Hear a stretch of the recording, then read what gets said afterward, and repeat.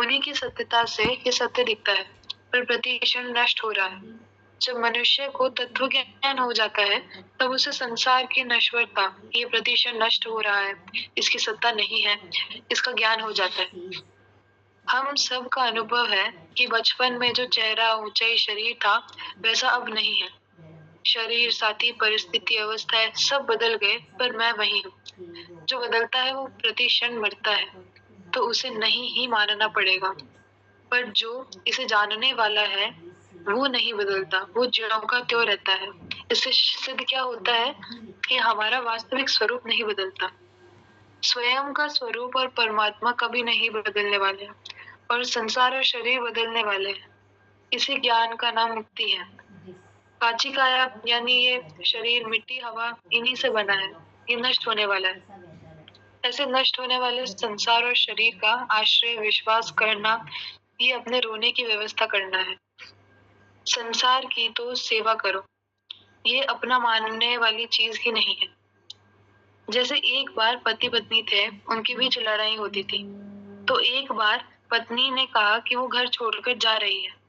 तो उससे पहले पति छत पर जाके चिल्ला देता है कि ये मेरी नहीं है। उससे इसकी इज्जत भी बच जाती है। वैसे ही संसार और शरीर वो धोखा देंगे, तो पहले ही ये कह दो कि ये मेरा नहीं है। ऐसे ममता का त्याग कर दे तो सुखी हो जाएंगे। फिर एक प्रश्न था कि भक्तों के जीवन में इतने कष्ट क्यों आते हैं? तो पहली बात, ऐसे भी भक्त हैं जिनके जीवन में ज्यादा प्रतिकूल परिस्थिति आई ही नहीं, पर लोग ही ज्यादातर उनके चरित्र पढ़ते हैं जिनके जीवन में बहुत से कष्ट आए। पर वो कष्ट हमको दिखते हैं, उनके लिए वो परमात्मा का मंगल विधान है। उन्हें दुख दर्द होता ही नहीं। उनकी जैसी स्थिति हो जाए, इसी के लिए ही सत्संग है। दुख का कारण है ममता। आप जब तक अपनी तरफ से संबंध नहीं तोड़ोगे, तब तक महात्मा नहीं बन पाओगे। ये चीज मुश्किल नहीं है। नारायण नारायण नारायण नारायण। नारायण नारायण नारायण।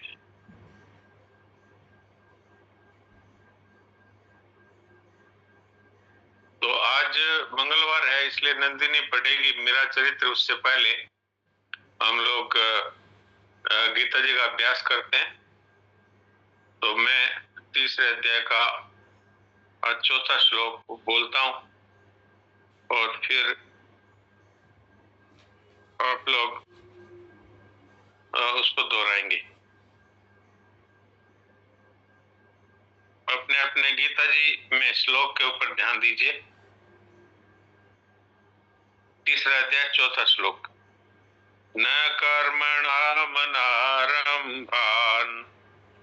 नैष्कर्म्यं पुरुषोऽश्नुते न च सन्न्यसनादेव सिद्धिं समधिगच्छति। न कर्मणामनारम्भान् नैष्कर्म्यं पुरुषोऽश्नुते न च सन्न्यसनादेव सिद्धिं समधिगच्छति। मनुष्य न तो कर्मों का आरंभ किए बिना निष्कर्मता का अनुभव करता है और न कर्मों के त्याग मात्र से सिद्धि को प्राप्त होता है। इसके भाव को बताया स्वामी जी महाराज ने।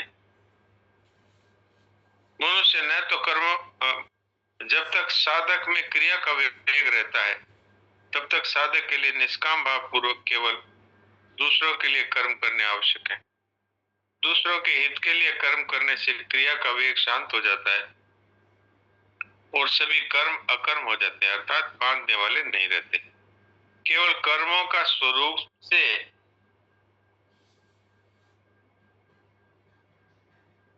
त्याग करने पर क्रिया का वेग शांत नहीं होता। क्रिया का वेग शांत हुए बिना प्रकृति से संबंध विच्छेद नहीं होता। प्रकृति से संबंध विच्छेद हुए बिना सिद्धि की प्राप्ति नहीं होती।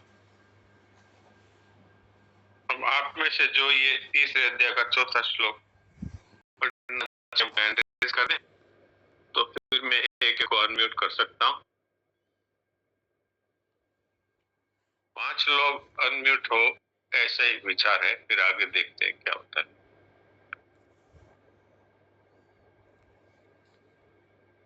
मृणाली बोल। न कर्मणामनारम्भान् नैष्कर्म्यं पुरुषोऽश्नुते न च सन्न्यसनादेव सिद्धिं समधिगच्छति। बहुत अच्छा बोला। प्रीति। नारायण नारायण जी से प्रणाम कर रही हूँ। नारायण नारायण। न कर्मणामनारम्भान् नैष्कर्म्यं पुरुषो न कर्मणामनारम्भान् नैष्कर्म्यं पुरुषोऽश्नुते न च सन्न्यसनादेव सिद्धिं समधिगच्छति। नारायण नारायण। लगभग आपका सारा ठीक है, लेकिन यह निष्कर्म्यम ये है, आप निष्कर्य बोले कर्यम, तो यहाँ इसको ऐसा बोलिए, न कर्मणामनारम्भान्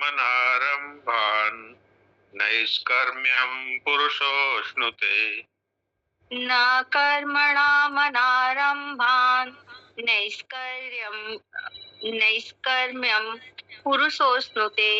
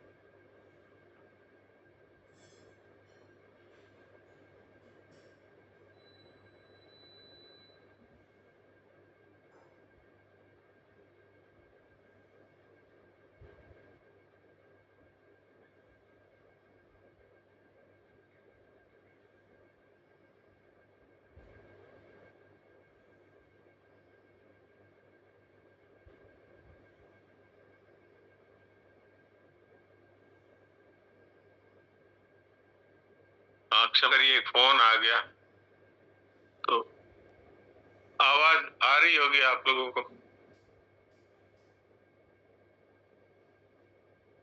हाँ आ रही है ना, चलो बढ़िया।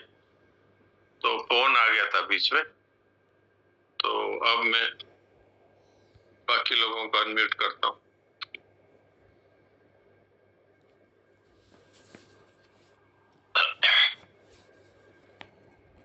हाँ सुनील दास जी बोलिए। राम राम महाराज जी। राम राम। न कर्मणामनारम्भान् नैष्कर्म्यं पुरुषो शुनुते न च सन्न्यासनादेव सिद्धिं समधिगच्छति। आपका इतना अच्छा हो गया उच्चारण, मैं तो सोच भी नहीं सकता, क्योंकि आपके इतनी गलतियां होती थी, अब आपका एकदम शुद्ध उच्चारण हो गया, तो बड़ी मेरे को खुशी हो रही है। नारायण नारायण। प्रणाम महाराज जी, प्रणाम प्रणाम।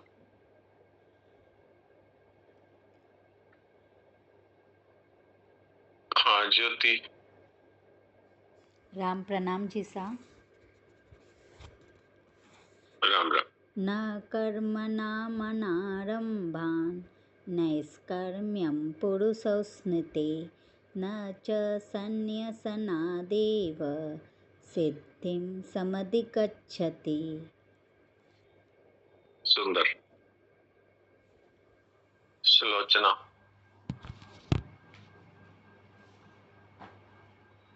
प्रणाम महाराज जी। प्रणाम। न कर्मणामनारम्भान् निष्कर्म्यं पुरुषोऽश्नुते न च सन्न्यसनादेव सिद्धिं समधिगच्छति। हाँ, ये दोनों का ही उच्चारण गलत आता था, सुलोचना का और सुनील जी का। दोनों का ही बहुत बढ़िया हो गया, शुद्ध हो रहा है। बहुत धन्यवाद।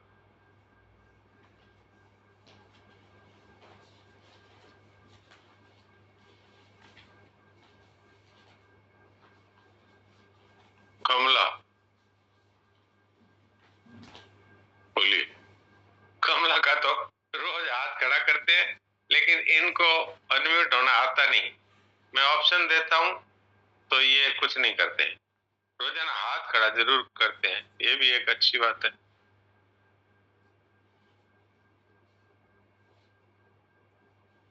नारायण, बहुत अच्छा। आज लगभग सबने शुद्ध उच्चारण किया। तो अब हम लोग नंदिनी से मीरा चरित्र सुनते हैं।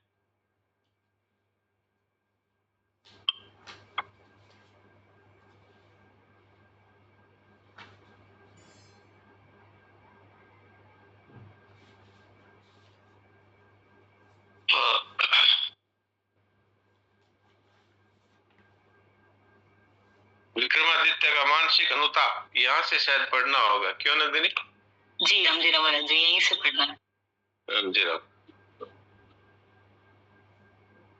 आपने पिछले बार ये सुना था कि मीरा के महल में एक जंगली शेर को और छोड़ दिया गया। तो सारी जो दासियां थी वो डर गई और सोचने लगी अब क्या करें। चंपा दौड़कर दरवाजा बंद करने लगी। तो मीरा ने कहा कि चंपा ठहर, किवाड़ खोल दे। तो उसने कहा भाई साहब हुक्म, द्वार पर तो प्रत्यक्ष काल खड़ा है। चंपा रोते रोते बोली अभी 4 दिन पहले तो जंगल से पकड़ा गया है। तो मीराबाई तो भगवान के प्रति इतना उनका दृढ़ विश्वास था, तो उन्होंने कहा इसी काल के पास से तो तू होकर भीतर आई है, जब तेरे को नहीं खाया तो तुमको पता नहीं है भगवान नरसिंह है। वो जाओ पूजा की सामग्री लेके आओ। पूजा की थाली हाथ में लेकर मीरा ने पुकारा पधारो प्रभु, आज तो दासी पर असीम कृपा की। और शेर भी उनके सामने सिर झुका करके खड़ा हो गया और उन्होंने धूप दीप फल फूल इत्यादि से पूजा की, माला पहनाई और आरती की। तो आप देखिए जरा हम लोग पढ़ तो लेते हैं, लेकिन जरा विचार करिए कि हमारे सामने इस तरह शेर आ जाए घर में तो हमारी क्या दशा हो। पर जिसको भगवान दिखाई देते हैं उसका कोई फर्क नहीं पड़ता। प्रहलाद जी भी तो इसी तरह नरसिंह भगवान के गोद में चले गए, बाकी लक्ष्मी जी तक डर गई। आप सोचिए भक्तों का कितना विशेष विश्वास है। और फिर मीराबाई ने मिठाई का, दूध का, मलाई का भोग लगाया। अच्छा, तो भगवान ने जीभ से लपर लपर करके दूध पिया। फिर तो सभी दासियों ने, मीराबाई ने, सब ने मस्तक धरती पर टेक कर प्रणाम किया। तो ये है मीराबाई का।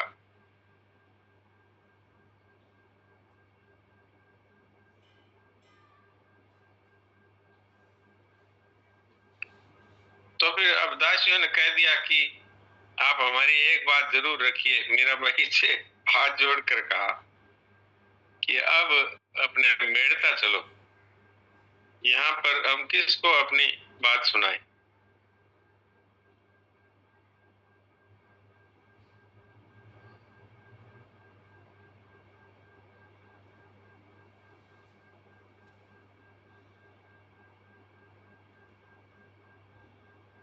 मीराबाई ने हंसकर कहा ठीक है, तुम लोगों का इतनी इच्छा है तो मैं दाता हुक्म यानी ब्रह्मदेव जी को लिख दूंगी। अब अपना चित्तौड़ में क्या रखा है, जहाँ प्रभु ले जाए वही ठीक है। तो दासियों को तो इतना ही चाहिए था। गंगा दौड़ करके कागज कलम ले आई, तो मीरा ने कहा क्या अभी लिखना है? बोले हाँ, शुभ काम में देरी क्यों। अब विक्रमादित्य को मानसिक रूप से अनुताप हुआ है, अब कितना वो रहेगा सो भगवान जाने। हाँ भाई पढ़ो नंदिनी। विक्रमादित्य का मानसिक अनुताप। नाहर ने तो मेड़तनी जी सा का स्पर्श भी नहीं किया। वहां तो नरसिंह भगवान के पधारने का उत्सव मनाया जा रहा है सरकार। मेड़तनी जी सा ने उनकी पूजा की, भोग लगाया और आरती करके प्रणाम भी किया। वह तो पाले कुत्ते की भांति खड़ा खड़ा पूंछ हिलाता रहा। वापस लौटकर उसने पिंजरा ले जाने वाले को मार डाला। यह सुनकर राणा जी को अपने कानों पर विश्वास नहीं आया। कुछ समय के लिए बुद्धि काम करना छोड़ दिया, बोला ही नहीं गया उनसे। फिर धीमे स्वर में स्वगत ही बोले, वह तो पाला हुआ नहीं था, वह तो नरभक्षी था, 4 दिन पूर्व ही पकड़ा गया था। वह भी डर गया इस वशीकरणी से, पशुओं पर भी इसका मंत्र चल गया। अब क्या होगा इस कुल का, इस राज्य का? यह सबका भक्षण कर जाएगी। जिस दिन से यहाँ आई है सुख शांति विदा हो गई है। दादी राज को न जाने क्या कुमति उपजी जो इस डाकिनी को यहाँ लाए। यह सबको खा जाएगी। कैसे दिन थे वे। सांगा का नाम सुनते ही बड़े बड़े शूरवीरों को पसीना छूटने लगता और वे दूसरे कार्तिकेय जैसे बावजी हुक्म।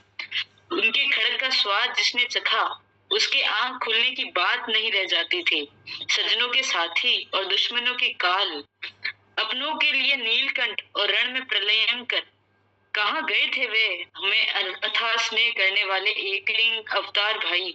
इस मेड़तनी भाभी ने एक दिन भी गृहस्थ सुख कैसा होता है यह उनको जानने नहीं दिया।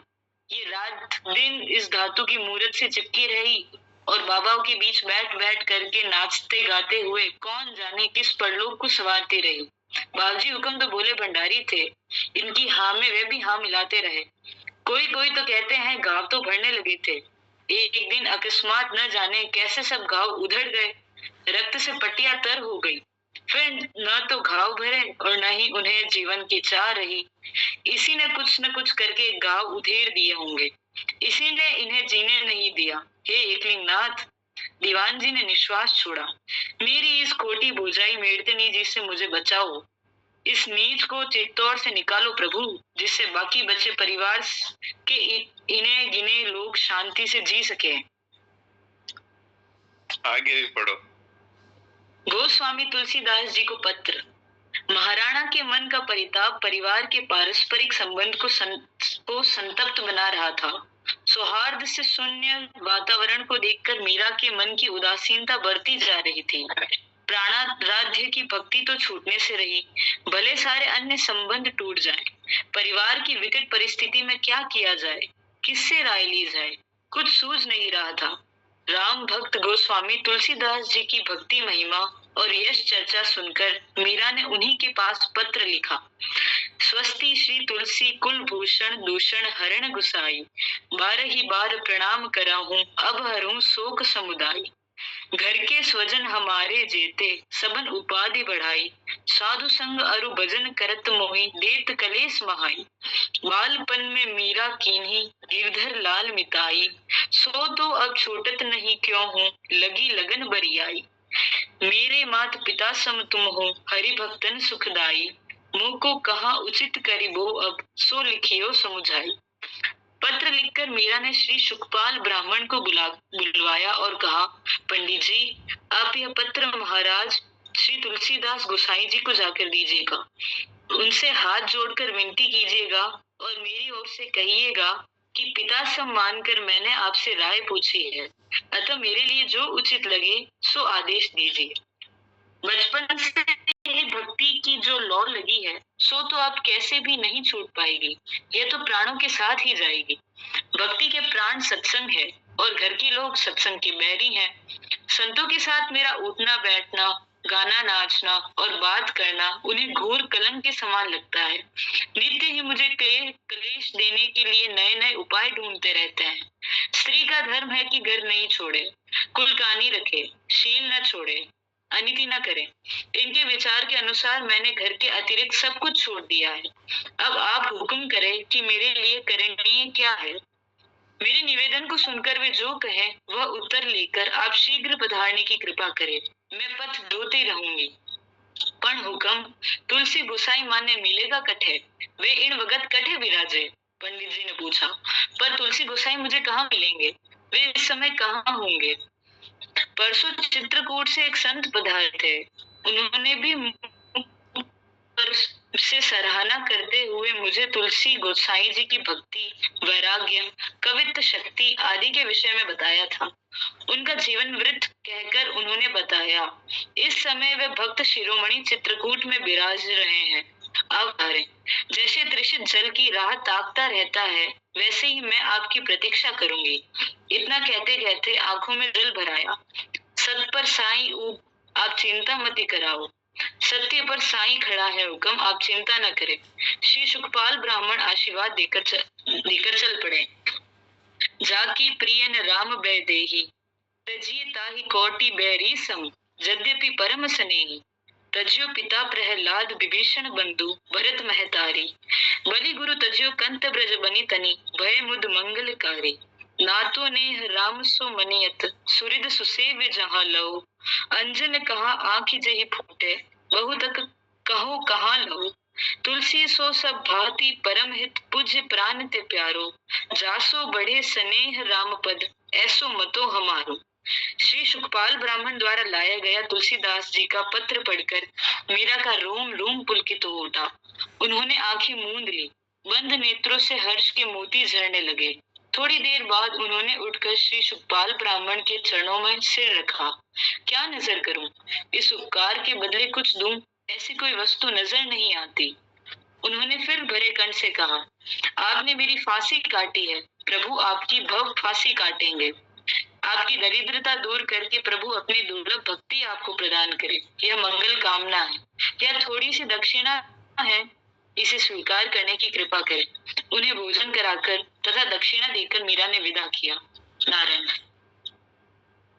ये देखिए कैसी भगवान की लीला है। विक्रमादित्य को तो कोई अनुताप हुआ नहीं, उनको तो अपने किए हुए पे अंदर से कोई संताप नहीं है, बल्कि वो मीराबाई को ही बता रहे हैं कि ये जादूगरनी है, ये पिशाचिनी है, ये डाकनी है, ये परिवार को खा गई, पति को खा गई, अब ये पता नहीं और किस किस को खाएगी। तो एक तरह से ये हालत है कि जैसे भगवान श्री कृष्ण धराधाम पे पधारे, उनको भी पहचानने वाले कितने थे। दुर्योधन ने तो कोशिश करी इस ग्वाले को बांध लो। तो एक भीष्म जी जानते थे और कुंती माता जानती थी और विदुर जी, विदुरानी, ये लोग जानते थे। बाकी लोग तो ऐसी आंखों में पट्टी बंधे हुए घूमते थे। तो अब आप देखो इतने इतने चमत्कार हो गए इनकी आंखों के सामने। ये खुद ही विक्रमादित्य कह रहा है कि वो तो 4 दिन से जंगल से लाया हुआ भूखा शेर था और उसको भी इसने वश में कर लिया, ये जादूगरनी है। ये नहीं समझ रहे हैं कि ये भगवान की भक्त है, ये नहीं समझ रहे हैं, क्योंकि जिनका संसार में सत्यता जिनको लगती है वो फिर परमात्मा की बात नहीं सोच पाते और संतों से विरोध करके भी ये जीवित है विक्रमादित्य। मुझे तो इसका भी आश्चर्य हो रहा है। पर मीराबाई नहीं चाहती, संत किसी का बुरा नहीं चाहते। मीराबाई तो फिर भी लालजी सा कह करके और इनका स्वागत ही करती है। ये उमा संत की यही बड़ाई, मंद कर जो करी भलाई। तो लेकिन मीराबाई को फिर ज्यादा ही दासियों ने कहा और सब ने कहा, तो फिर गोस्वामी तुलसीदास जी को पत्र लिखा। मीराबाई के समय ये संत थे। अब हमारे समय में जैसे स्वामी जी महाराज है, जैसे शनान जी महाराज है, सेठ जी, भाई जी, राधा बाबा इत्यादि संत रहे हैं। सौभाग्य मिला है सबके दर्शन करने का मुझे। तो मीराबाई को भी उस समय तुलसीदास जी महाराज जैसे संत मिले हुए थे, माने चित्रकूट में विराज रहे थे। तो वहां पर ब्राह्मण देवता को भेज दिया और ये लिख दिया कि घर के सारे स्वजन हैं वो मेरे लिए बाधाएं उत्पन्न कर रहे हैं, मैं संतों के बीच में नाचती हूँ गाती हूँ, उनको बुरा लगता है। अब आप मेरे माता पिता के समान हो, इसलिए अब मुझे क्या करना चाहिए वो बताइए। तो उन्होंने जो बहुत ही प्रसिद्ध पद है, जाके प्रिय न राम बेदे ही तजिए ताहि कोटि परिसम यद्यपि परम सने ही, ऐसी बात लिख दी कि भाई अगर भगवान का विरोध करते हैं तो अपने प्रिय से प्रिय है उनको छोड़ दो, और छोड़ो भी कैसे करोड़ों बैरियों के समान, जैसे हम किसी शत्रु को छोड़ के चले जाते हैं वैसे छोड़ दो। और उन्होंने उदाहरण भी दिया कि प्रहलाद जी ने अपने पिता को छोड़ दिया, विभीषण ने अपने भाई रावण को छोड़ दिया, और भरत जी ने अपनी माता जी को भी छोड़ दिया, और बलि ने अपने गुरु शुक्राचार्य को छोड़ दिया, और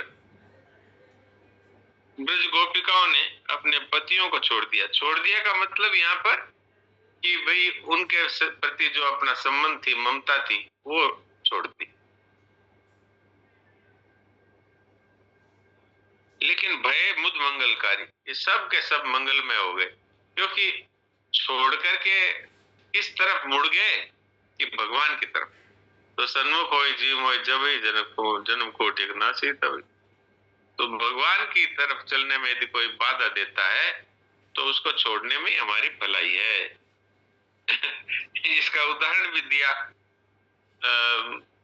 तुलसीदास जी ने कि वो काजल किस काम का जिससे आंख उड़ जाए। तो ऐसे संबंधी किस काम के जो हरि भक्ति में बाधा डालते हो। अंजन कहाँ आंख नहीं फूटे। और ज्यादा मैं क्या कहूं।